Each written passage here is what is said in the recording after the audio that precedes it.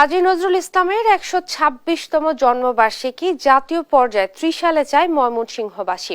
এ কারণে ত্রিশালের নজরুল অডিটোরিয়ামে মানববন্ধন ও স্মারকলিপি প্রদান করছে স্থানীয়রা। এ নিয়ে আরো জানাতে সরাসরি যুক্ত হচ্ছেন সহকর্মী ইলিয়াস আহমেদ। ইলিয়াস, অডিটোরিয়ামে জনসমাগম কেমন দেখছেন এবং বর্তমানে কি পরিস্থিতি বিরাজ করছে সেখানে জানাবেন। জাতীয় কবি কাজী নজরুল ইসলামের বাল্য স্মৃতি বিজড়িত ময়মনসিংহের ত্রিশালে কিন্তু এবার জাতীয় পর্যায়ে কবির জন্ম জয়ন্তী উদযাপনের লক্ষ্যে মানববন্ধন এবং স্মারকলিপি প্রদান করা হবে। এবং আজকে কিন্তু ত্রিশালের দরিরামপুর এলাকায় কিন্তু একটি মানববন্ধন অনুষ্ঠিত হচ্ছে, অর্থাৎ আমরা ত্রিশালবাসীর ব্যানারে সেই মানববন্ধনের আয়োজনে কিন্তু সাধারণ মানুষ কিন্তু জড়ো হয়েছে, অর্থাৎ শত শত মানুষ কিন্তু তারা দাঁড়িয়েছেন এবং তারা কিন্তু স্লোগানে একেবারেই মুখরিত করে তুলেছেন এবং তাদের দাবি হচ্ছে ত্রিশালে যেন জাতীয় পর্যায়ে কবির জন্ম জয়ন্তী উদযাপন করা হয়, সেই দাবি কিন্তু তারা করছেন। অর্থাৎ আমরা দেখেছি যে বিগত বিএনপির সময়ে কিন্তু দুইবার এবং এরশাদ সরকারের সময় একবার জাতীয় পর্যায়ে ময়মনসিংহের ত্রিশালে কবির জন্ম জয়ন্তী উদযাপিত হয়েছিল। আমরা একজনের সঙ্গে একটু যুক্ত হতে চাই, জানতে চাই আপনাদের দাবিটা কি। ধন্যবাদ।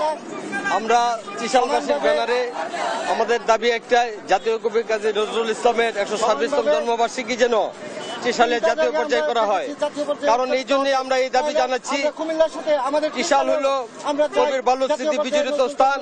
এখানে কবির নামে আমরা কবিকে ভালোবেসে বহু শিক্ষা প্রতিষ্ঠান গড়ে তুলেছি। সর্বশেষ আমরা একটি পাবলিক বিশ্ববিদ্যালয় এখানে আমরা গড়ে তুলেছি। আমরা নিজেরা টাকা দিয়েছি, জমি দিয়েছি। ত্রিশালবাসীর প্রাণের দাবি, নজরুল আমাদের সন্তান। জাতীয় কবি কাজী নজরুল ইসলাম যদি ত্রিশালে না আসতো, সে জাতীয় কবি হতো কিনা আমরা সন্দেহান। সেই জন্য ত্রিশালবাসীর প্রাণের দাবি, জাতীয় পর্যায়ে যেন আমাদের ময়মনসিংহের ত্রিশালে জাতীয় পর্যায়ে ১২৬তম জন্মবার্ষিকী পালন করা হয়। এটাই ত্রিশালবাসীর ব্যানারে আমাদের দাবি। আজকে আমরা রাজপথে নেমেছি, মানববন্ধন করেছি। আমরা মাননীয় প্রধান উপদেষ্টা বরাবর আমরা স্মারকলিপি দিব। এই স্মারকলিপির মাধ্যমে যদি আমরা আমাদের দাবি পালন না হয়, তাহলে আমরা পরবর্তী সময়ে ত্রিশালবাসীকে নিয়ে, নজরুল প্রেমীদেরকে নিয়ে আমরা আন্দোলনে যাব, যেন আমরা নজরুলের সেই জাতীয় পর্যায়ে ত্রিশালের মাটিতে ত্রিশাল নজরুল মঞ্চে যেন এই অনুষ্ঠানটি হয়। এই জন্য আজকে আমরা মানববন্ধনে দাঁড়িয়েছি। তিনি বলছিলেন, অর্থাৎ সংস্কৃতি কর্মী এবং সাংবাদিক নেতৃবৃন্দরা বলছিলেন যে তারা কিন্তু আন্দোলনের ঘোষণা দিয়েছেন। অর্থাৎ তারা বলছেন যে জাতীয় পর্যায়ে যদি জাতীয় কবি কাজী নজরুল ইসলামের জন্ম জয়ন্তী ময়মনসিংহের ত্রিশালে যদি পালন না করা হয়, তাহলে তারা কিন্তু আন্দোলন গড়ে তুলবেন, সেই বিষয়টি বলছিলেন। অর্থাৎ 1914 সালে রফিজুল্লাহ দারোগা কিন্তু জাতীয় কবি কাজী নজরুল ইসলামকে, অর্থাৎ ভারতের আসানসোল থেকে কিন্তু তিনি নিয়ে এসেছিলেন ময়মনসিংহের ত্রিশালে। কাজী নজরুল ইসলাম কিন্তু 2 বছর ময়মনসিংহের ত্রিশালে কিন্তু অবস্থান করেছিলেন। অর্থাৎ এই দিনটি যদি, অর্থাৎ জন্মজয়ন্তী যদি জাতীয় পর্যায়ে ময়মনসিংহের ত্রিশালে পালন না করা হয়, তাহলে আপনারা কি আন্দোলন গড়ে তুলবেন? ধন্যবাদ প্রিয় সাংবাদিকবৃন্দ। আমি ত্রিশাল উপজেলা পরিষদের সাবেক চেয়ারম্যান হিসেবে আজকে আমাদের এই প্রতিবাদ সভা, এই মানববন্ধন এবং স্মারকলিপির জন্য আমাদেরকে আজকে রাজপথে দাঁড়াতে হচ্ছে। কেন হচ্ছে?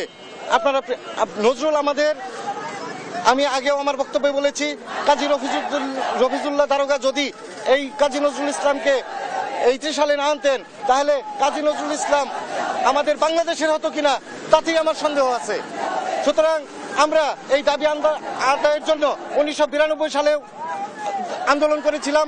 আপনারা জানেন, এই রাস্তাঘাট বন্ধ করে দেওয়া হয়েছিল।